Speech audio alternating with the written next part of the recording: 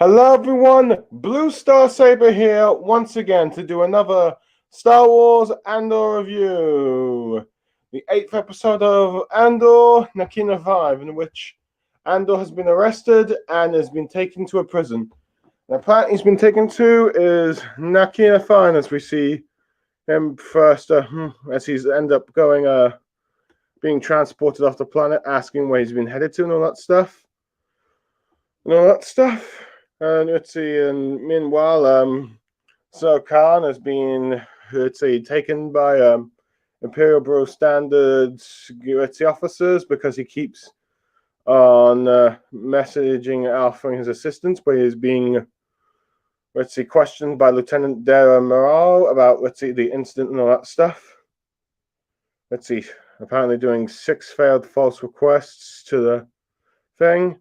After a bit of interrogation and that stuff, let's see, the information he gives, let's see, the Dara Mura does not find all that helpful, and despite his offer to try and help, she refuses it and all that stuff, so yeah.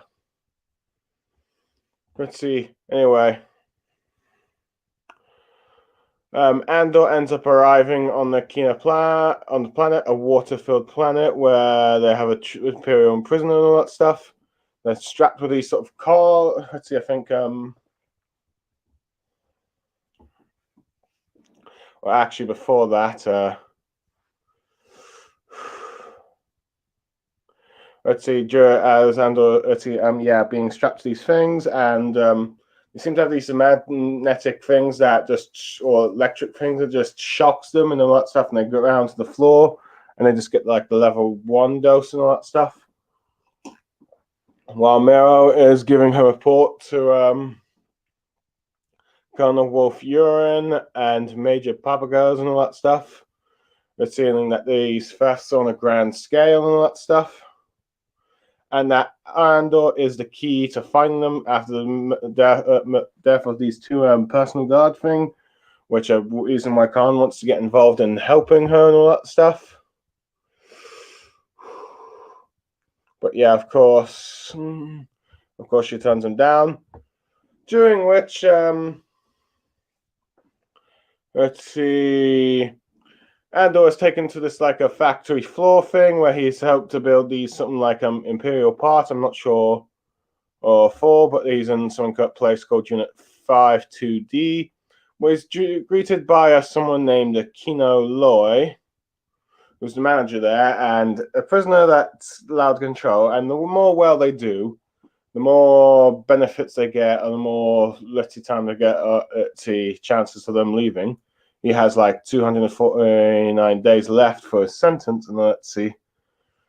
And he just wants to make sure that the high level productivity remains the same.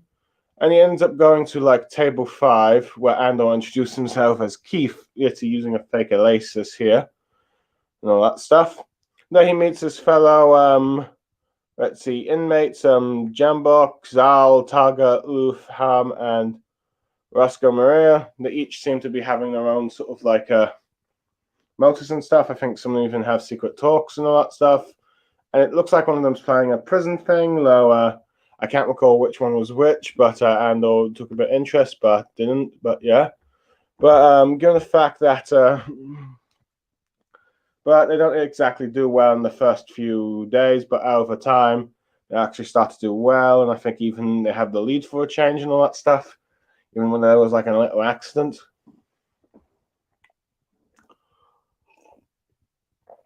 Let's see. Meanwhile, you have Mon Mothma drinking with her husband and all that stuff, but she's not really putting up for show and all that stuff.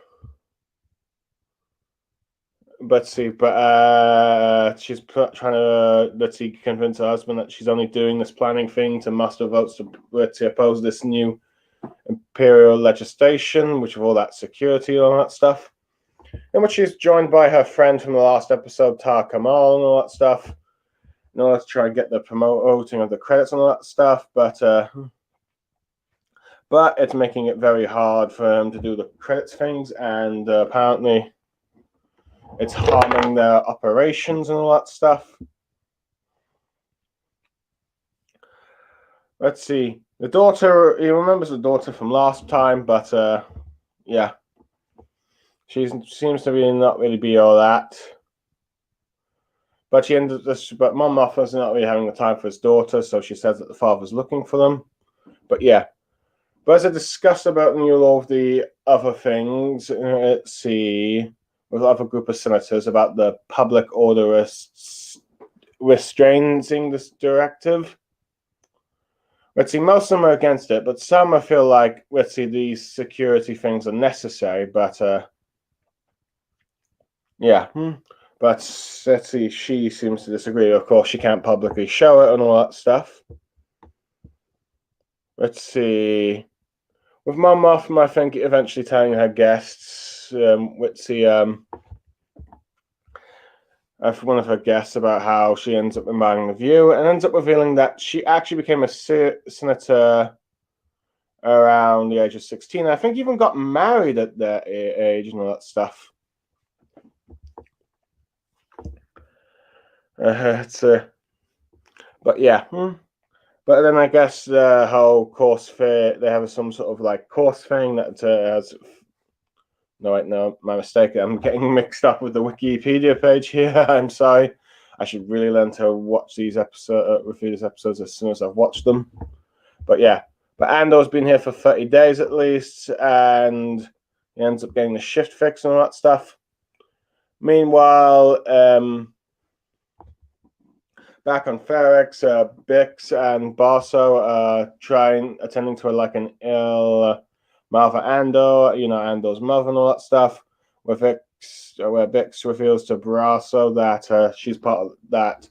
Andor's mother is part of the rebellion and that stuff, and that gets her worried. But she ends up trying to end up contacting. Let's see. Let me get the. Let's see. Tries to contact Luthor's whereabouts and all that stuff. Let's see, and let's see. Though the assistant ends up telling Luthor to cut off communications, it is not risk being caught, and that this whole Andor thing seems to be just the one, let's see, reckless move that he's done. During the whole thing, we end up seeing that Senator Kaz and Val are also on the planet, monitoring like Andor's friends and the family to show and see if they can get a lead to when Andor comes back. With eventually Senator Kaz deciding that it's best that she stays lookout here and all that stuff while Val looks for other leads and all that stuff. And they seem to have like this sort of tender moment before heading off and all that stuff.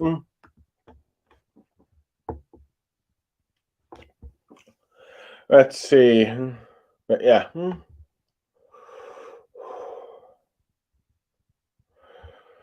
Let's see. And during, let's see, Andor's time, apparently a prisoner by the name of Vemos commits suicide by jumping off the cell and all that stuff, seemingly having enough of a. Let's see. Time in the prison and all that stuff, with some just complaining that they've lost one member of their shift and all that stuff.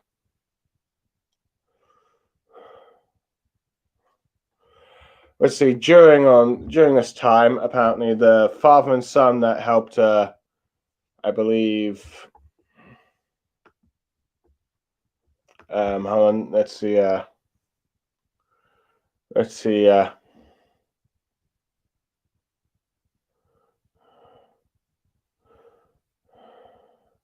Vix that helped Vix like in the first like story arc of the episode and that fact. Let's see, the father gets kidnapped by a mirror and the Imperial is interrogated before Vix herself is interrogated and all that stuff. There we go. And eventually we have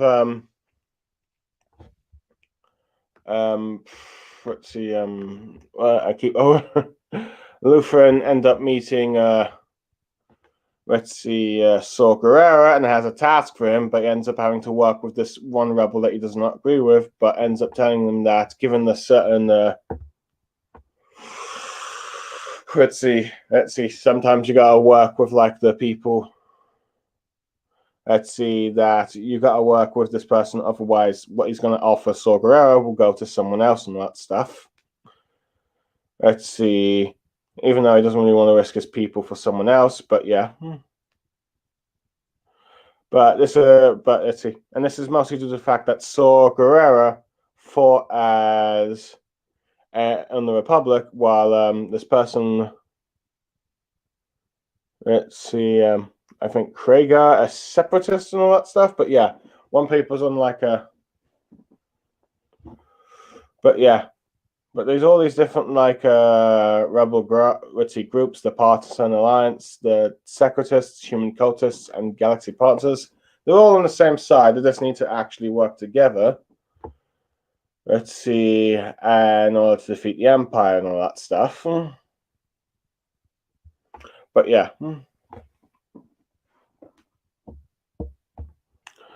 Let's see, but yeah, Bix is being interrogated and all that stuff. We see that Bix is going to be interrogated by Mara, while Andor and his fellow prisoners continue the finery and all that stuff. Okay, I should really have done this episode sooner, but yeah, I do like how we end up seeing quite a bit of like Andor's prison life here and all that stuff. We end up meeting like a bunch of people. There's clearly one member that appears to be part of this entire group on different floors and all that stuff, probably having some sort of escape plan, all that stuff. And it's interesting how they all seem, some of them might have even been inspired by the news about what Andor did in like the second story arc with that heist, but he denies it and all that stuff. I do wonder when they're eventually going to, of course, find out that he was actually one of the masterminds and all that stuff. But yeah. But it won't be so. But who knows? It may be that, given that the Mero and the ISB's research on that, and I do like how she ends up bringing up that Andor is the key center to like or their best lead to find out this rebel network. He's going to become one of the more key figures and all that stuff. But I do wonder how that makes his spy job much. Let's see how it works with his spy job by the time of Rogue One and all that stuff. But no doubt at this point, he's probably one of the most well-known rebel faces at that point. But yeah.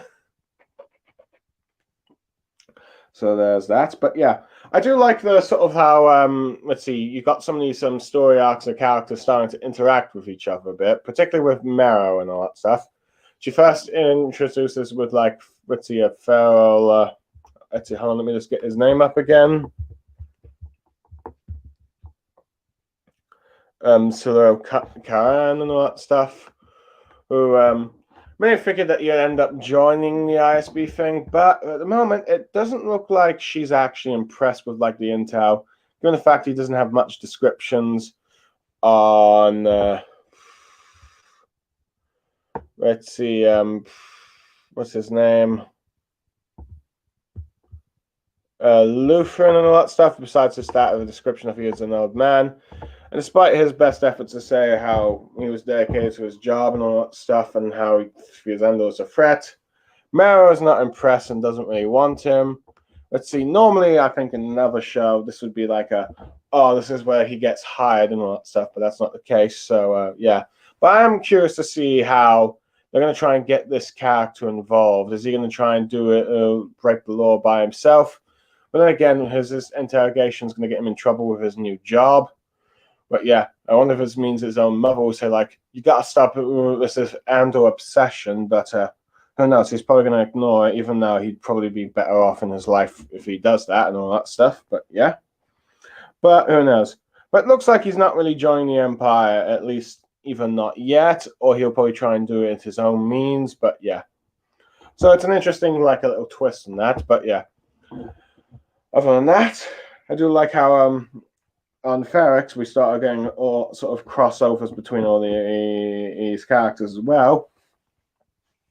With Bix telling like Andor's other friend that Andor's mother is going to be a part of the rebellion, and he's clearly concerned about it because of how much trouble she could get in, despite her own illnesses and all that stuff. But yeah. But I wouldn't be surprised if he eventually ends up joining the rebellion too, since he seemed to like Andor for the most part, but I'm not sure how he feels about him now. But yeah.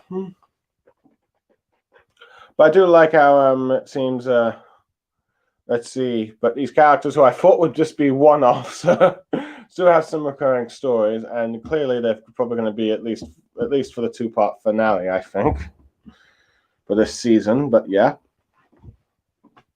where Bix has been was chased by the Imperials, taken, and then is being interrogated by Mero to get as much information as she can on Andor. But I do like how she tried to get as much contact from Theron first to see if he has any leads on Andor, in which he was tempted to answer, but his assistant said no, best not to cut ties. And at this point, we will end up learning that Val and her partner, Cinder's Kaz, is monitoring, though she eventually agrees to tells Val to let she do it herself while he goes searching. I'm starting to get vibes that these two might be more than just colleagues, at least. That they might have, strong feelings for each other, if you will.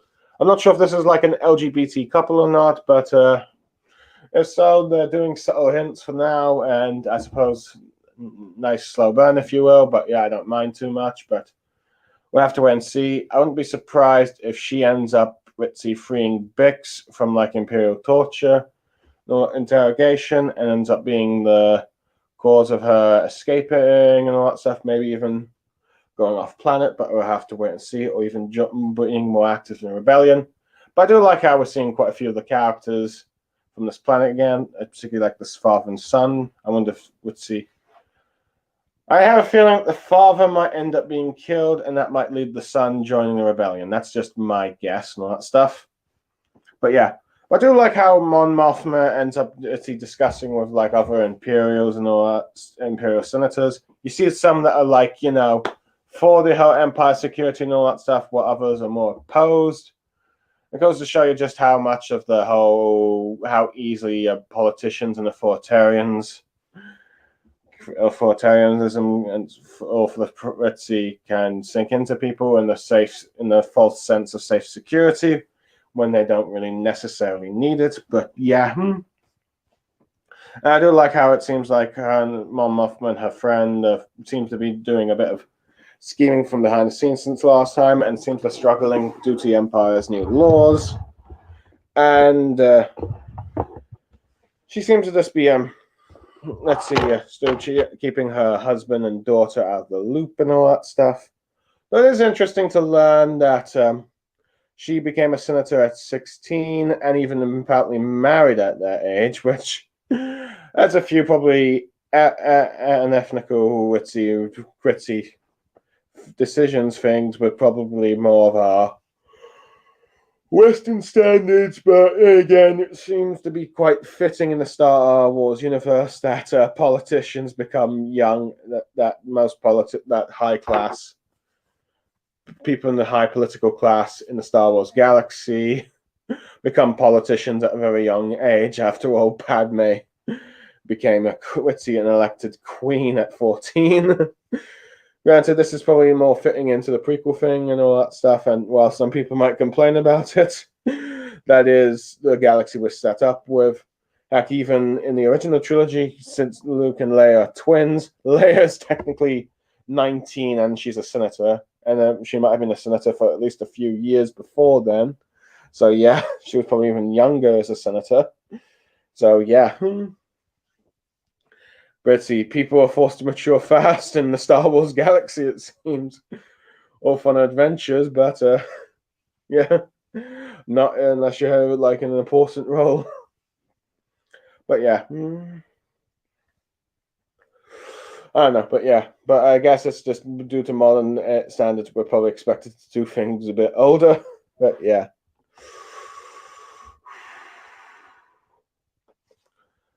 Let's see. I guess that the only other plot point, I guess, to top. Oh yeah, I do like how Lutheran is contacting Saw Gerrera, and that means that we're getting closer and closer to getting close to the ties of Rogue One.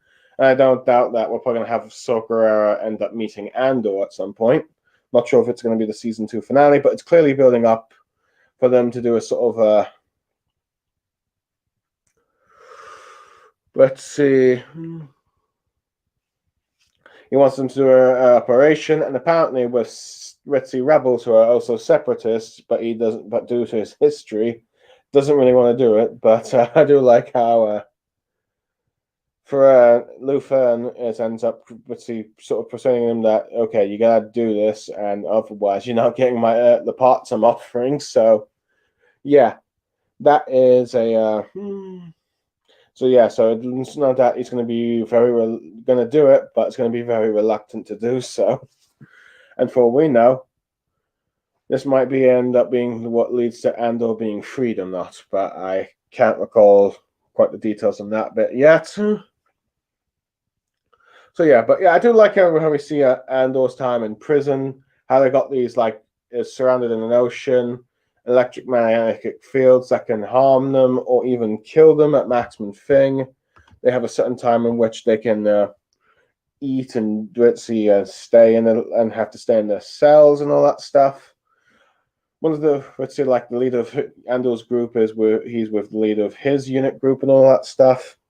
I do admit, I do like Andy Serkis being the head of the whole thing. But yeah, he's like a no nonsense kind of thing because he's like really wants to escape and all that stuff. He wants to really wants to get out once his sentence is done and all that stuff. But I do like how we got a bit of a time lapse of around a month at least, with 30 days.